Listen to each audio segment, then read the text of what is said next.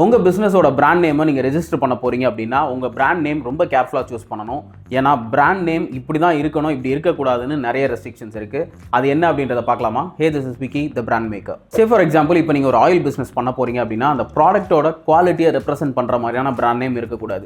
Quality oil, healthy oil, pure oil, இந்த மாதிரி brand names நீங்கள் வைக்கக்கூடாது. அது மட்டும் இல்லாமல் ரொம்ப common words, hello, good morning, hi, இந்த மாதிரியான வேர்ட்ஸும் நீங்கள் உங்கள் பிராண்ட் நேமாக வைக்கக்கூடாது. அண்ட் ரொம்ப முக்கியமான விஷயம், அஃபென்சிவான வேர்ட்ஸும் நேஷனல் லீடர்ஸோட நேமும் பிராண்ட் நேமாக இருக்கக்கூடாது. இதில் ஏதோ ஒரு கேட்டகரியில் உங்களோட பிராண்ட் நேம் ஃபாலோ ஆகுது அப்படின்னா நீங்கள் அந்த பிராண்ட் நேமுக்கான ப்ராப்பர் வேலிடேஷன் அந்த எக்ஸாமினருக்கு நீங்கள் சப்மிட் பண்ணணும். இதை பற்றி இன்னும் டீட்டெயிலாக நீங்கள் தெரிஞ்சுக்கணும் அப்படின்னு விருப்பப்பட்டீங்கன்னா மெட்ராஸ் கிரியேட்டிவ்ஸ் யூடியூப் சேனலில் த லா அண்ட் த பிராண்டிங் அப்படின்னு ஒரு பாட்காஸ்ட் பண்ணியிருக்கோம். இந்த எபிசோடில் இந்த பிராண்ட் நேம் ரெஜிஸ்ட்ரேஷன் ப்ராசஸை தாண்டி logo, trademark, GST process, company name registration, இந்த மாதிரி கிராஃபிக் டிசைனர்ஸ்க்கும் பிஸ்னஸ் ஓனர்ஸ்க்கும் ஹெல்ப்ஃபுல்லாக இருக்கிற நிறைய இன்ஃபர்மேஷன்ஸ் நாங்கள் டிஸ்கஸ் பண்ணியிருக்கோம். மிஸ் பண்ணாமல் பாருங்கள்.